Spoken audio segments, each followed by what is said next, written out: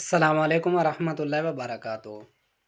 سوال اور مسئلہ یہ ہے کہ روزے رکھنے کے بعد یعنی سحری کے ٹائم ایک بندے نے روزہ رکھا، اور پھر اس کے بعد اس کی عادت تھی کہ پان کھانے کی یا گٹکا کھانے کی، یا کوئی بھی ایسی چیز جو پان کے مشابہ اور گٹکے کے ہو، اور وہ کھانے کے بعد اس کو پھینک کے منہ سے نکال کے یعنی سو گیا، اور جب صبح ہوئی جاگا بیدار ہوا اٹھا، تب اس نے دیکھا کہ تھوک کے اندر جو ہے جو سرخی کے یعنی جو وہ سرخ پان ہوتا ہے یا گٹکا ہوتا ہے تو اس کے نشانات تھے۔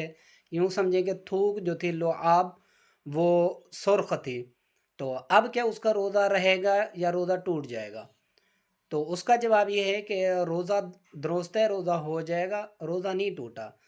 لیکن علماء فرماتے ہیں کہ احتیاط اسی چیز کے اندر ہے کہ روزے کی قضا کی جائے، کیونکہ شاید کہ اس کے جو سرخی مائل نظر آ رہا ہے تو ہو سکتا ہے کہ کچھ ذرات جو ہے پیٹ کے اندر چلے گئے ہوں، تو اس وجہ سے روزے کی قضا کرنا احتیاطاً ہے، وگرنہ فرض یا لازم نہیں ہے، کیونکہ روزہ ہو جائے گا۔